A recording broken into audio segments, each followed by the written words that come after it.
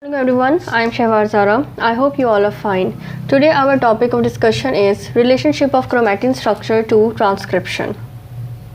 Before we start our today's topic, let's take a brief overview of the things that we have discussed in our previous lesson, as this lecture is also the continuity of our last topic. So in our last lecture we discussed the structure and function of transcriptional activators.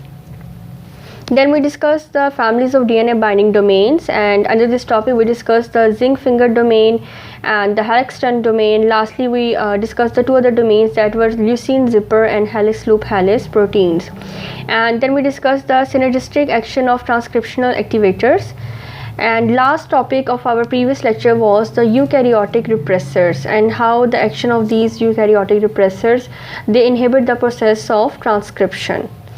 So our today's topic is relationship of chromatin structure to transcription.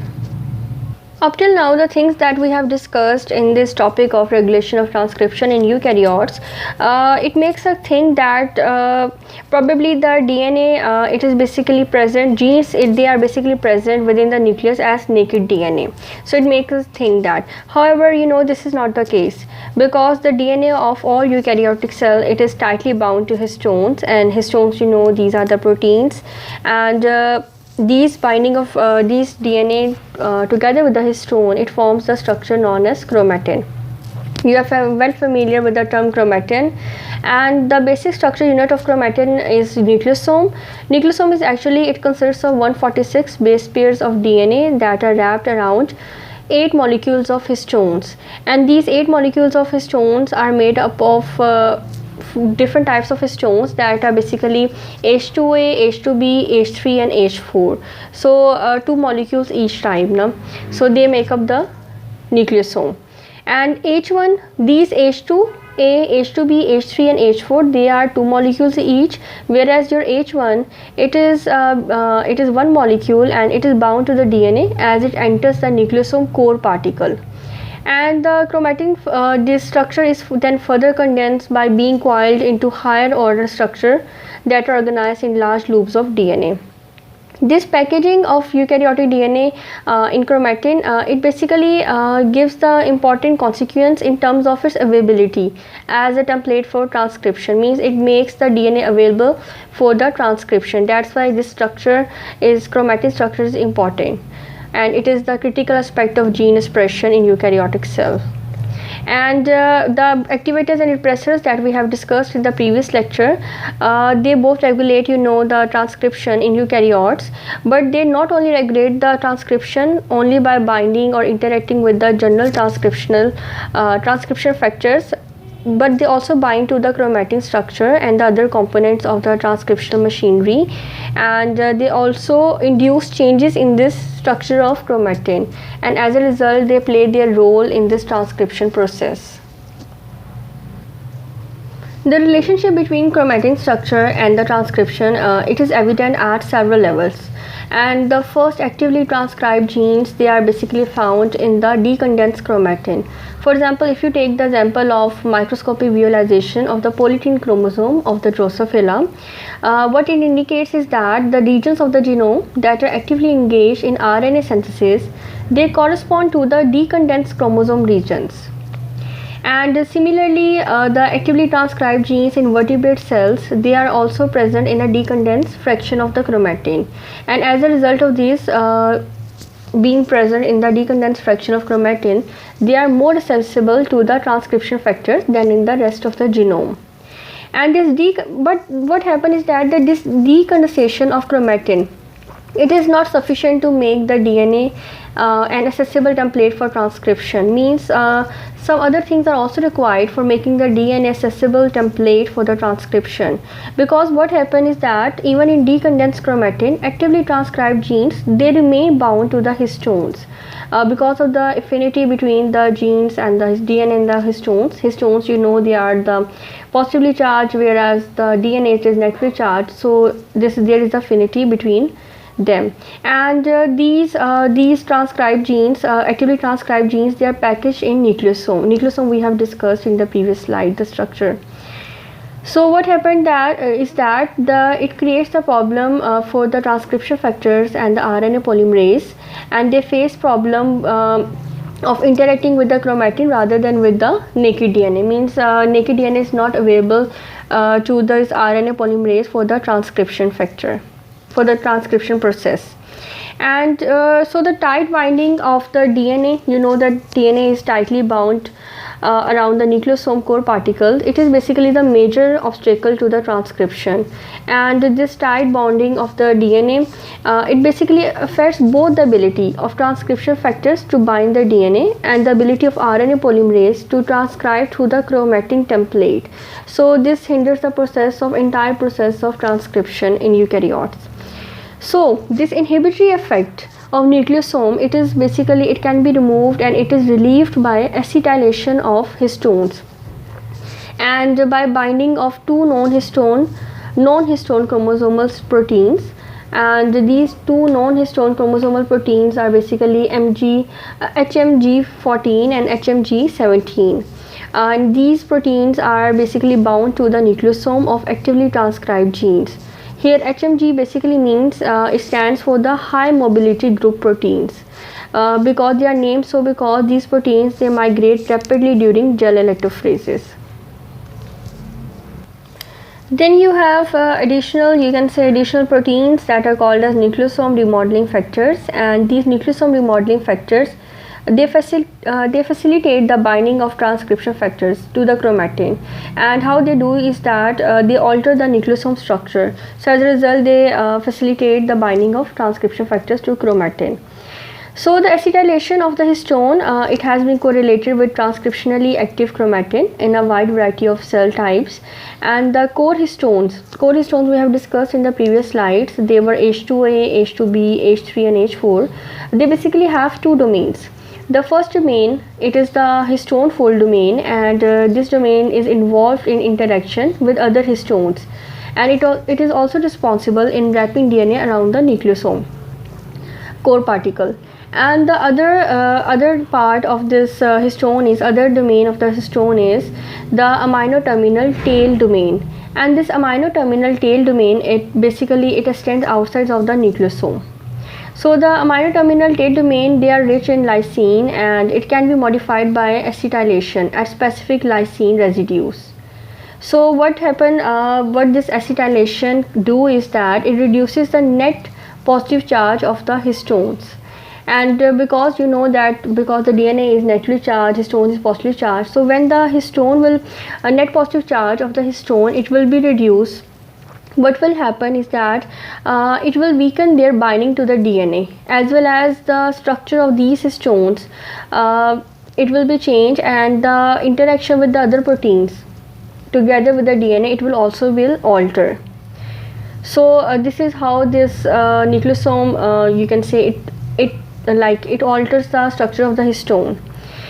And importantly, the recent experiments, they have provided the evidence that the histone acetylation, it facilitates the binding of transcription factors to nucleosomal DNA. So this acetylation is basically important for binding the transcription factors to the nucleosomes, because nucleosomes are the basic hindrance in the process of transcription.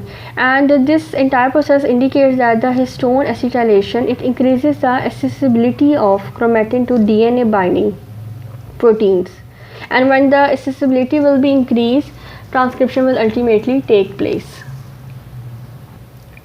Moreover, the experiments have shown the direct link between the histone, you can say the histone acetylation and the transcription regulation. And these experiments have also shown that the the association of histone acetyl transferases and deacetyl transferases to the transcriptional activators and repressors. And this association, which I have said, that the histone acetyl transferases and deacetyl transferases, it was first revealed by the cloning of gene that encodes the histone acetyl transferase from Tetrahymena. Tetrahymena is actually a unicellular ciliated eukaryote, and it lives in fresh water over a wide range of conditions. Unexpectedly, what the researchers found was that the sequence of this histone acetyltransferase that was being found in tetrahymena, it was closely it was closely related to the previously known yeast transcriptional co-activator that was known as GCN5P. You can see it is written here. GCN5P was basically yeast transcriptional co-activator, and this GCN5P, it is basically responsible for stimulating transcription in association with several different sequence specific transcriptional activators. And the further experiments that were conducted later on this GCN5P, it showed that this GCN5P is also itself has a histone acetyltransferase activity, and it suggested that the transcriptional activation results directly from the histone acetylation. So these results they have extended that by the finding that the several mammalian transcriptional activators, they are also histone acetyltransferases, as in general transcription factor, that is your TAF2 250, a component of TF2D. So it showed that.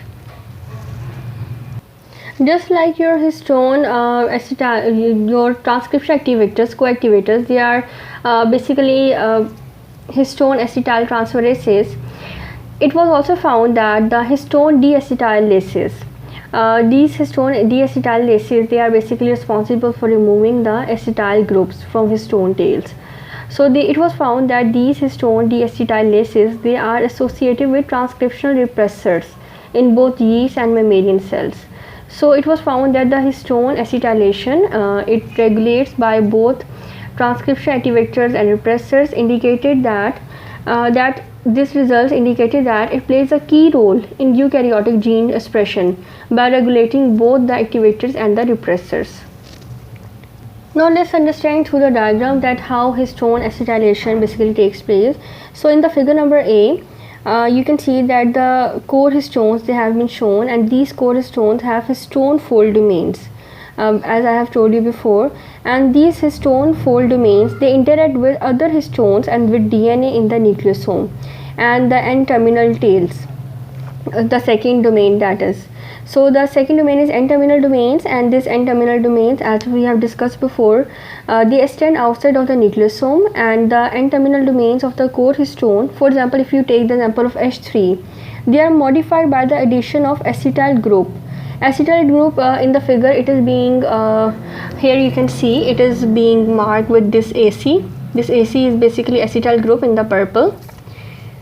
So these जो आपके पास हैं कि क्या कहते हैं H3 जो हैं, they are modified by the addition of acetyl groups and to the side chain of the specific lysine residues. So these are basically the lysine residues to which the acetyl is being added. In the figure B, you can see that the transcriptional activators and the repressors, they are associated with co-activators and co-repressors, and these co-activators and co-repressors, they have histone acetyltransferases HAT and histone deacetylase HIDAC. It is abbreviated as this activities. So this histone acetylation is basically the characteristic of actively transcribed chromatin, and it may weaken the binding of histone to DNA or alter their interaction with other proteins. As a result, it makes the free DNA available for the process of transcription. So this is that how the histone acetylation basically takes place. Here in the diagram you can see that HAT is being shown, and you can see in the diagram, in the figure number B, co-activator and activator are being attached, and the co-repressor and the repressor are also being marked, and deacetylated histones and the inactive chromatin is also being shown. So this is the process of histone acetylation. Then you have nucleosome remodeling factors, and these nucleosome remodeling factors, they are protein complexes that facilitate the binding of transcription factors by altering the nucleosome structure. So they alter the nucleosome structure, and the mechanism of their action of nucleosome remodeling factor is not yet clear, but it has been found that the increased accessibility of nucleosomal DNA to the other proteins means it has been found responsible for increasing the accessibility of nucleosomal DNA to other proteins without removing the histone. So how these they increase the accessibility is that one assumption is that they catalyze the sliding of histone octamers. Octamers I have told you in the nucleosome structure, because the nucleosome structure is also known as octamers due to the 8 histone proteins. So 8 histones. So it is believed that they catalyze this process by sliding the histone octamers along the DNA molecule, and thereby they reposition nucleosomes to facilitate transcription factor binding. So this is how they increase the accessibility. And also the mechanism that by which the nucleosome remodeling factors they are targeted to the actively transcribed gene, they are also yet to be discovered, but in some studies it suggests that they can be brought to enhancer or promoter sites in association with transcriptional activators or as components of RNA polymerase II holoenzyme. Now let us understand through the diagram about this nucleosome remodeling factor. So here the diagram you can see the transcription factor, and the structure of nucleosome is being shown around which the DNA is being wrapped. So here you can see this is your transcription factor, this is your nucleosome structure. So what happen is that this nucleosome is being replaced, and it allows as a result of this displacement, it allows the transcription factor to bind to it. Okay, so this is how it facilitates the binding of transcription factor to chromatin, this nucleosome remodeling factor. This is how here it is mentioned. What it do is it displaces this nucleosome from its position, and it allows the transcription factor to bind to it, to the chromatin, by repositioning the nucleosome. So this is how nucleosome remodeling factor functions. So surprisingly what happens is that the packaging of DNA in nucleosome, it does not present an impassable barrier to transcriptional elongation by RNA polymerase. Means the RNA polymerase even can it can perform the process of transcription through the nucleosomes as well, because this RNA polymerase is able to transcribe through the nucleosome core by disrupting the histone DNA contacts. And the ability of RNA polymerase to transcribe the chromatin template, it is basically facilitated by acetylation of histones, which we have discussed in the previous slides, and by the association of non-histone chromosomal proteins that are HMG14 and HMG17. We have discussed it previously. With the nucleosome, these proteins, non-histone proteins, they basically interact with the nucleosomes of actively transcribed gene. So the binding sites of these proteins, they on nucleosome, they overlap the binding site of histone H1. We have discussed this histone H1. We have discussed that the one molecule of histone H1 is being present, and this HMG14 and HMG17, they appear to stimulate transcription. How they do they stimulate transcription is that they alter the interaction of histone H1 with the nucleosome. And why they do is that because in order to maintain a decondensed chromatin structure that facilitate transcription through the nucleosome template. So because we need the decondensed form, decondensed DNA, decondensed chromatin structure, so these जो आपके पास nucleus ये हैं, these factors they provide us with this. Okay, but still the nucleosome remodeling factors that signals the target HMG14 and HMG17 to actively transcribe the genes, they are still yet to be discovered, or you can say they are still yet to be studied in detail in the future research. Then the other topic that we are going to discuss today is DNA methylation. DNA methylation is another mechanism by which the control of transcription in vertebrates is linked to chromatin structure. So what happens is that the cytosine residues in the vertebrate DNA, they can be modified by the addition of methyl group at the 5' carbon position. And the DNA it is methylated specifically at the C's, means the cytosines, that precedes the G's, means the guanines, in the DNA chain, CpG dinucleotides. If I say it is written as CpG dinucleotide. So this methylation is basically correlated with the reduced transcriptional activity of the genes that contain high frequency of CpG dinucleotides in the vicinity of their promoters. Means these genes will be have the less transcriptional activities because of the CpG dinucleotides that are present in the, you can say, near to their promoters. So what this methylation do is that this methylation inhibits the transcription of these genes via the action of protein, and this protein is MECP2. And this MECP2, it specifically binds to methylated DNA, and what it do is that it represses transcription. Interestingly, what is that MECP2, it functions as a complex with histone diacetylase, which we have discussed previously, and it links the DNA methylation to alteration in histone acetylation and nucleosome structure. So this is how this MECP2 protein it functions. Here in the diagram you can see that how the methyl group it is being added to the 5 carbon position of the histone residues in the DNA. Above portion is above structure is cytosine, this one, and this one is 5-methyl cytosine, and you can see that this methyl group it is being added at the 5th carbon, resulting in formation of 5-methyl cytosine. So this is DNA methylation. Cytosines are being methylated.